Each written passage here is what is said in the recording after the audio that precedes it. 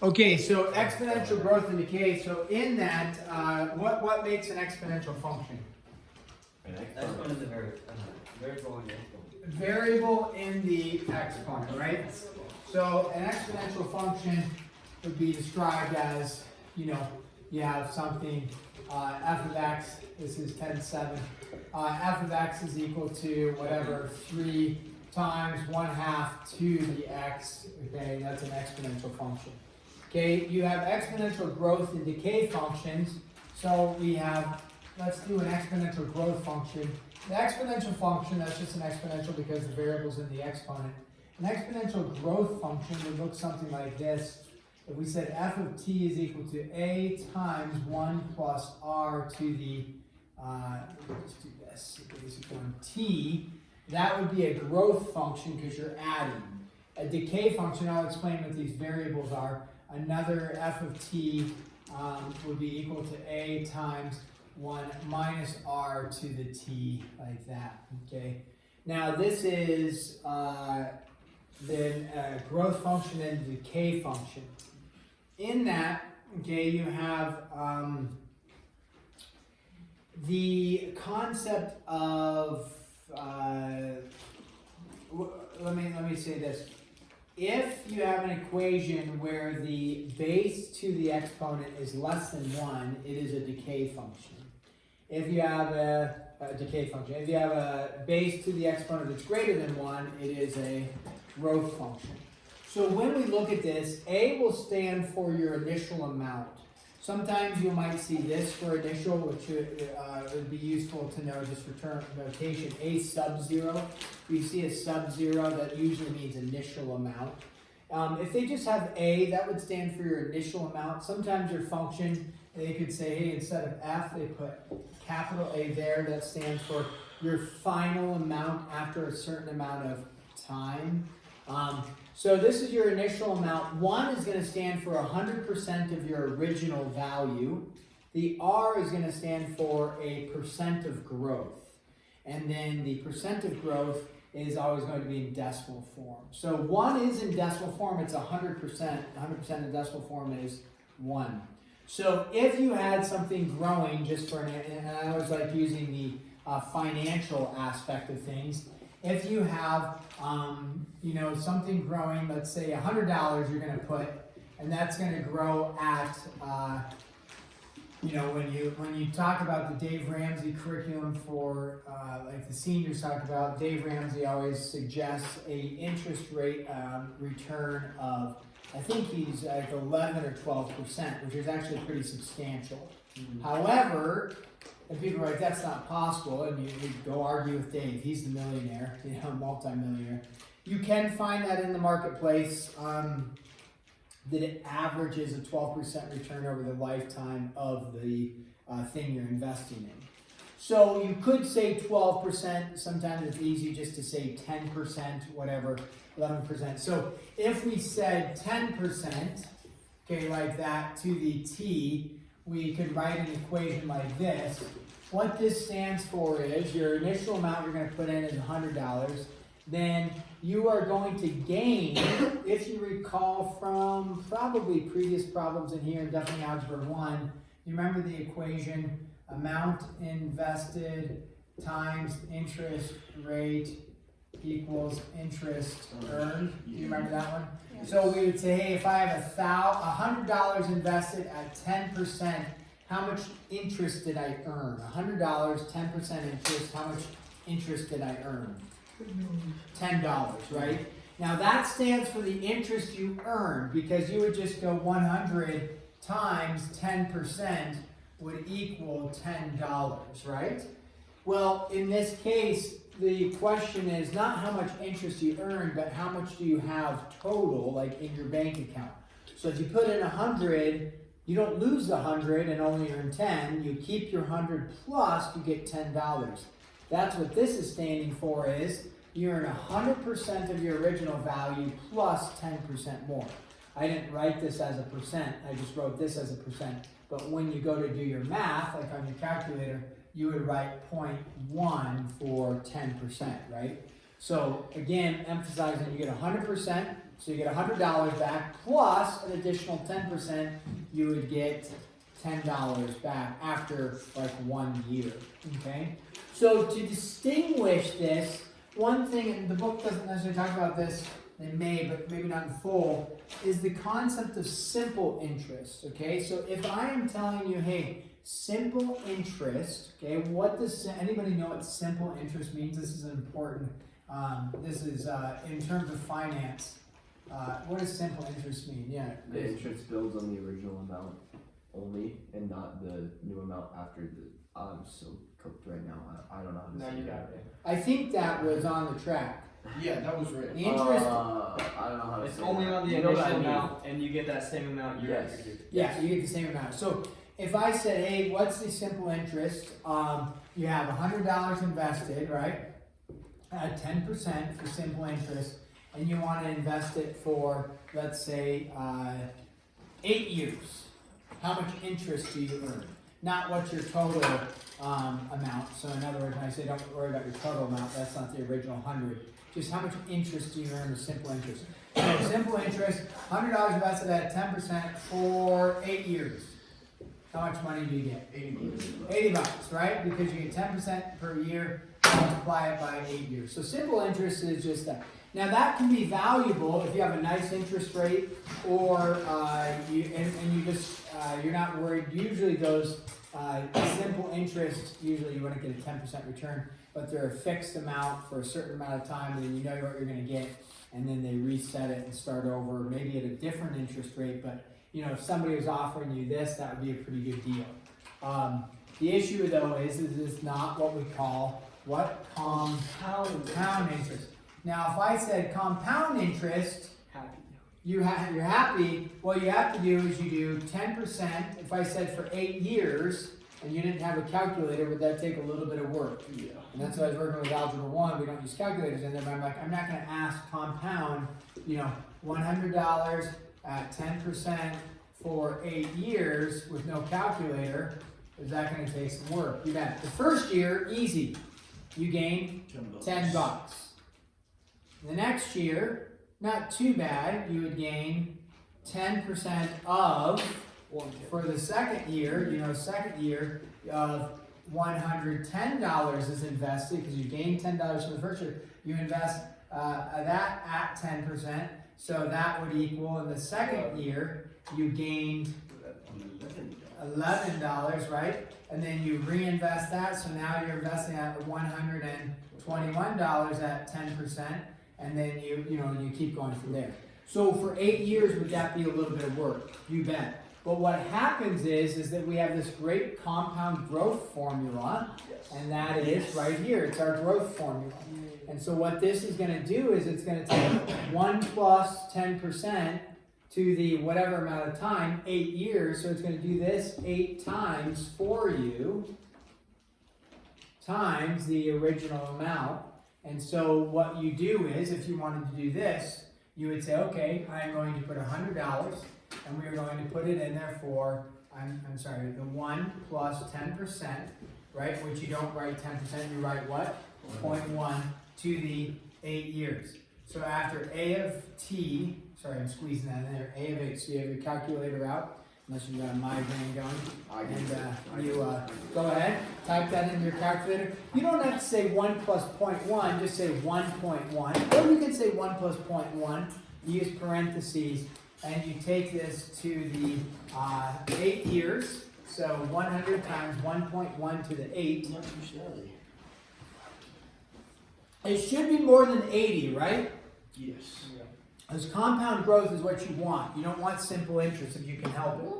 So compound growth comes out to be 214.3588. Now, keep in mind the 214, that includes your original 100. When we said how much interest was earned, we did not include our original 100. So technically, this would have been 180 total.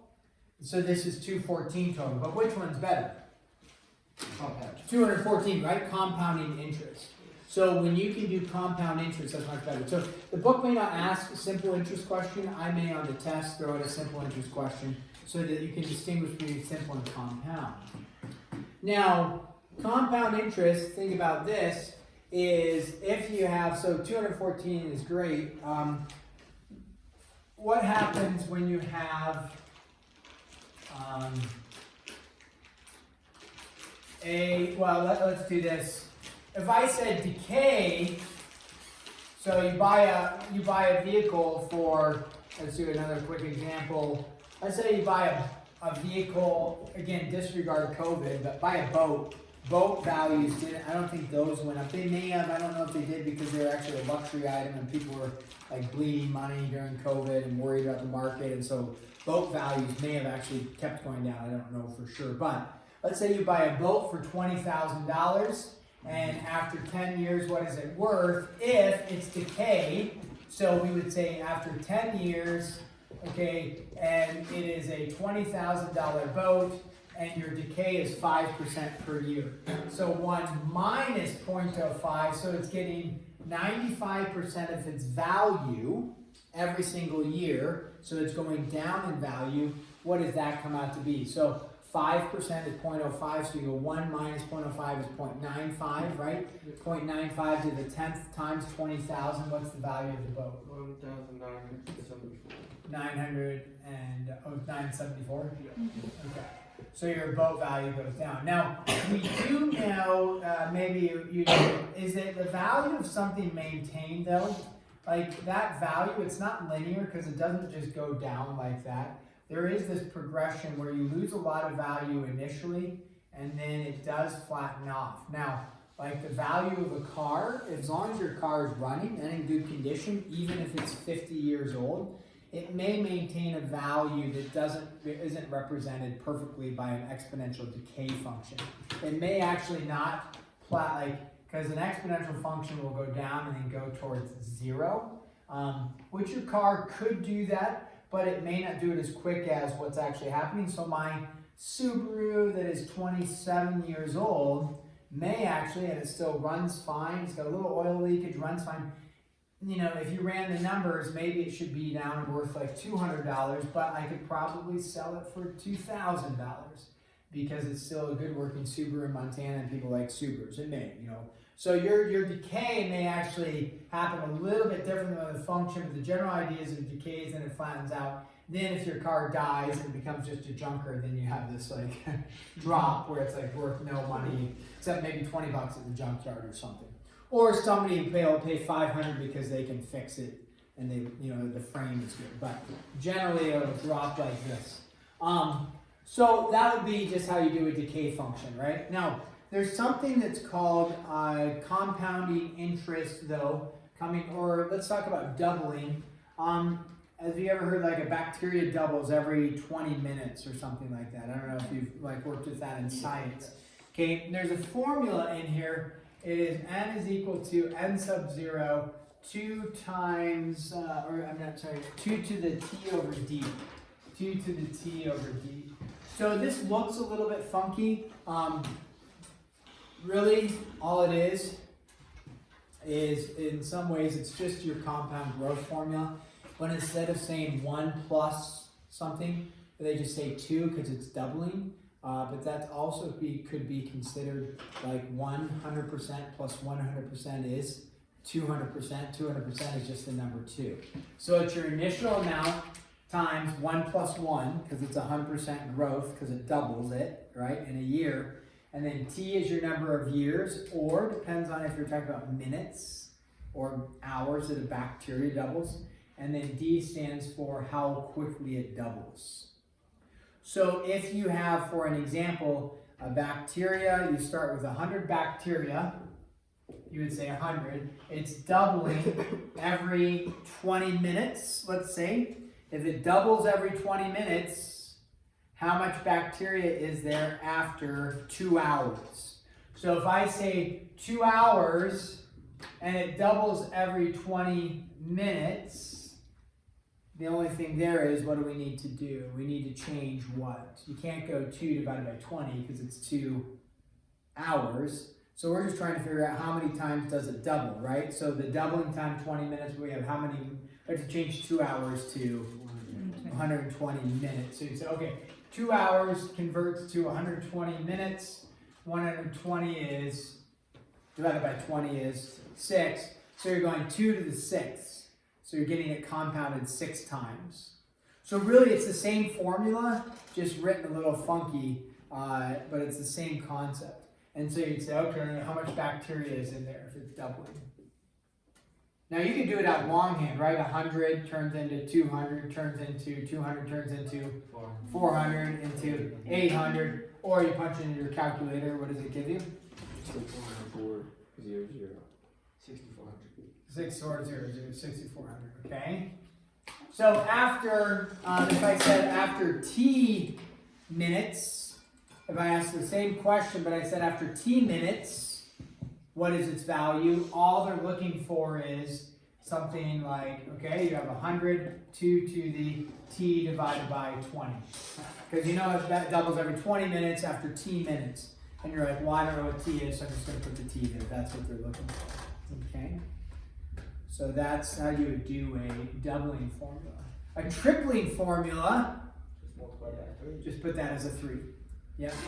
Half-life formula, 1/2. Now the half-life formula, what they change is they say n is equal to n sub 0, 1/2 to the t divided by h. Same concept, h just represents what's the half-life of something. So if they use that in like carbon dating, carbon decays in half every 600 years or something. I don't know what the. That was pretty close.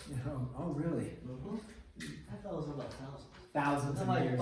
5,730. Yeah. That's So if what it you decays thought. every 5,730 years, then the half-life is 5,730 years. Okay. So same exact formula, except they just say H instead of D, doubling versus half-life, but same concept. Okay. Then this one's important. You have what we call the rule of 72. Now the rule of 72 may or may not be in the book, but I'll ask you about it. It is a financial term for the basic for most of us, and what it does is it calculates how long it takes to double your money. Now it could be how long it takes for a bacteria to double or something like that if you knew the growth rate of the bacteria. But the rule of 72, you don't walk into a bank and start talking about bacteria. I mean, some of us might, but not all of us will. I talk about fungus, not bacteria. Spores, my bad. That was specific. So the rule of 72, it's the easy way for you to calculate how often you will or how quickly you will double your money. The reason why this is valuable is that it helps you when you say, hey, because what your goal is financially is that you want to have your money work for you. That's the ultimate goal. So that the money you make, you invest, and then your money invested works for you. Your money is making money. You no longer are making money, your money makes money. And that's really important because what happens when you retire, potentially, is when you're 75, you may not be able to lift the hammer and climb up on the ladder and put shingles in anymore. You're too old. So how are you going to pay the bills? Well, you can work other places is fine, but generally there's this idea of you go into retirement. Well, how are you going to pay for your retirement? Well, there's multiple ways, but one way is you invest money, and then your money makes money, and then with that money you can live off of. So when you look at it, you're like, okay, well, how long does it take to double my money? It's an easy way just to figure out, like, okay, nice, in X amount of years this will double, or ooh, that's going to take a long time to double. So what you do is you take 72 divided by R, where R is in percent form. Otherwise, we're always dealing like with decimal form, but R is in percent form, and that's just equal to the amount of time in years, amount of time it takes to double money, double your investment, double your money. So it doesn't matter if you invest $1, $7, $100, $10,000, it's just how long it takes to double. So this does not work for very large values of R. You can test that, meaning if you had a 72% interest rate, 72 divided by 72 is 1. If you invested your money at a 72% interest rate, would it double in 1 year? No, what do you need for it to double in 1 year? What interest rate do you need for your 100%, right? So for really large values of R, it won't tell you.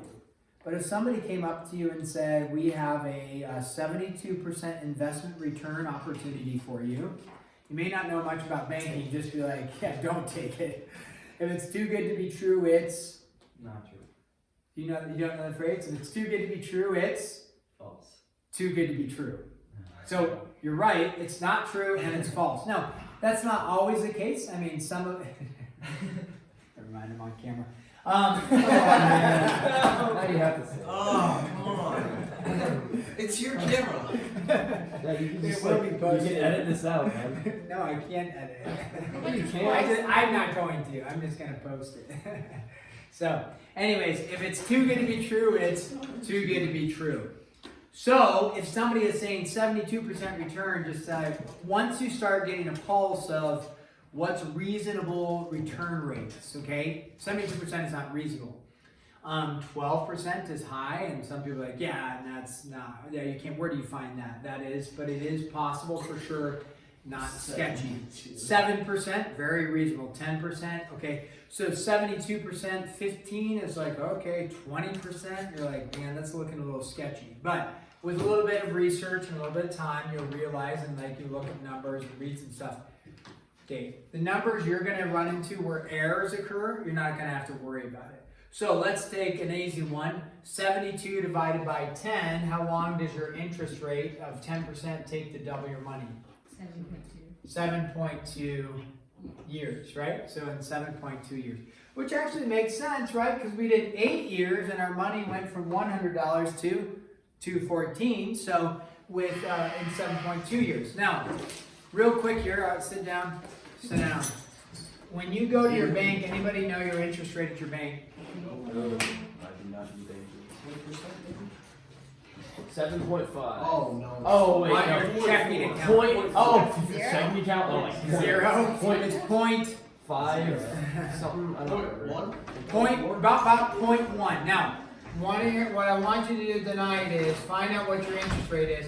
But if your interest rate is 0.1%, that's, I think mine may be 0.05%. But at 0.1%, Wow. do the math right now. How long does it take for your money to double? 10 years? No. 72 divided by 0.1. Wait. 7. 720. Isn't that like 7,200 years or something? 7,200. 72,000. Yeah. 72,000? 100. No, 7,200 years, right? Yeah, Oh, 720. Yeah. 700. Oh. Oh, you did 0, 0. Oh. All right, 720 years. Is that a great place to invest your money? No. Invest your money. Is it a great place to keep your money safe? Yes. Is it a great place to invest your money? No. Yes. This won't be too thorough. We'll talk about it one more day. Hey, Grayson, find out your interest rate at your bank. Okay. That's your assignment. Thanks, Mr. Olson.